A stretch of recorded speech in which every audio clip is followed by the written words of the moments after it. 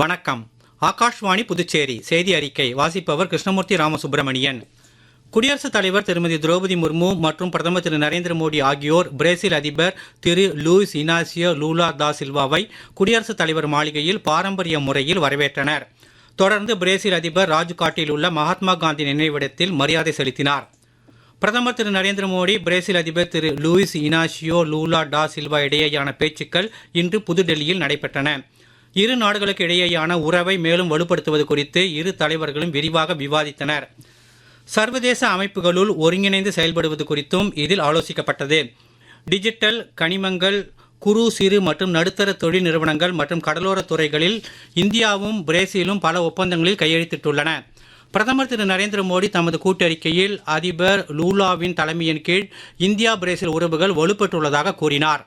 Latin அமெரிக்காவில் இந்தியாவின் மிகப்பெரிய வர்த்தக கூட்டாளியாக பிரேசில் உள்ளது என்று கூறிய பிரதமர், வரும் 5 ஆண்டுகளில் இருதரப்பு வர்த்தகம் 20 பில்லியன் அமெரிக்க டாலருக்கு மேல் அதிகரிக்கும் என்று உறுதியளித்துள்ளார். இந்தியா பிரேசில் வர்த்தகம் என்பது வெறும் எண்ணிக்கை மட்டுமல்ல, நம்பிக்கையின் பிரதிபலிப்பு என மேலும் கூறினார். ஐநா சீர்திருத்தங்கள், பருவநிலை மாற்றம் மற்றும் பயங்கரவாதத்தை எதிர்த்து போராடுவது உள்ளிட்ட பல்வேறு சர்வதேச பிரச்சனைகள் குறித்து இரு நாடுகளும் பொதுவான தங்களது கருத்துக்களை பகிர்ந்து கொள்கின்றன.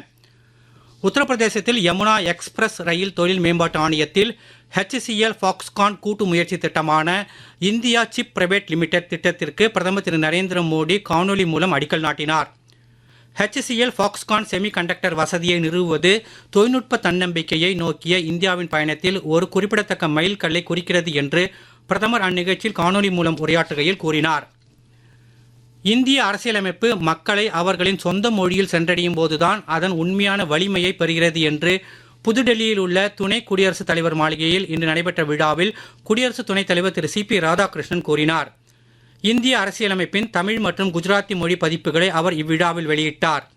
குஜராத்தி மற்றும் தமிழ் ஆகியவை நாட்டின் வளமான செம்மொழி மற்றும் கலாச்சார மொழிகளில் ஒன்று என்று குறிப்பிட்ட குடியரசு துணைத் தலைவர், அவை பல நூற்றாண்டுகளின் இலக்கியம் மற்றும் அறிவுசார் பாரம்பரியத்தை கொண்டுள்ளதாக தெரிவித்தார்.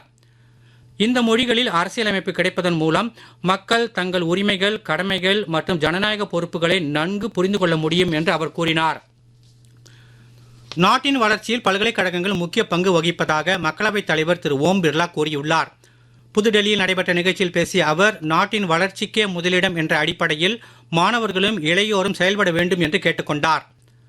அரசியலமைப்பு சட்டங்களின் மாண்புகளை நாட்டு மக்கள் அனைவரும் அறிந்து கொள்வதன் மூலம் ஜனநாயகம் வலுவடையும் என்று அவர் மேலும் கூறியுள்ளார். வாக்காளர்களிடையே விழிப்புணர்வை ஏற்படுத்துவதற்காக தொழில்நுட்பம் கூடுதலாக பயன்படுத்த வேண்டும் என்றும் திரு ஓம் பிர்லா கேட்டுக்கொண்டுள்ளார். தேசிய கல்வி ஆராய்ச்சி மற்றும் பயிற்சி நிறுவனம் NCERT மற்றும் ஆரோவில் நிர்வாகத்தினர் இடையே உயர்மட்ட கூட்டம் இன்று ஆரோவில்லில் நடைபெற்றது. ஸ்ரீ அரவிந்தரின் ஒருங்கிணைந்த கல்வி தத்துவத்தை நாட்டின் முதன்மை கல்வி திட்டத்தில் இணைப்பதை நோக்கமாக கொண்டு ஆரோவில் மற்றும் NCERT இடையிலான புதிய கூட்டமைப்பு உருவாக்கப்பட்டுள்ளது. இன்று நடைபெற்ற கலந்துரையாடலில் NCERT-யின் ஆசிரியர், கல்வித்துறை பேராசிரியர் டாக்டர் சுஷில்குமார் திவாரி மற்றும் சேயர் நிர்வாகி திரு ஆரவன் ஆகியோர் பங்கேற்றனர். மனப்பாடம் செய்து தேர்வு எழுதும் முறையிலிருந்து மாறி மாணவர்களின் முழுமையான வளர்ச்சியை மையமாக கொண்ட கல்வி முறையை உருவாக்குவது குறித்து ஆலோசிக்கப்பட்டது. சேயர் மற்றும் ஒருங்கிணைந்த கல்வி நிர்வாக கூட்டத்தின் போது திரு ஆரவன் ஆரோவில்லின் கல்வி நோக்கங்கள் குறித்து விளக்கினார். Sri Aurobindo International Institute of Educational Research என்பது ஆரோவில் பள்ளிகளின் ஆராய்ச்சி மற்றும் நிர்வாக அமைப்பு என்றும், இது கடந்த 50 ஆண்டுகளாக சுய முன்னேற்ற கல்வி முறைகளை சோதித்து வருவதாகவும் தெரிவித்தார். ஒருங்கிணைந்த கல்வி ஒரு மனிதனின் 5 முக்கிய அம்சங்களான உடல், உயிர், மனம், உணர்வு மற்றும் ஆன்மீகம் ஆகியவற்றை எவ்வாறு மேம்படுத்துகிறது என்பதை இக்குழுவினர் விளக்கினர். இது தேசிய கல்விக் கொள்கை 2020 இலக்குகளை நடைமுறைப்படுத்துவதற்கான ஒரு சிறந்த வழிமுறை என்று அவர்கள் குறிப்பிட்டனர். இத்துடன் இந்த செய்தி அறிக்கை நிறைவு பெறுகிறது. வணக்கம்.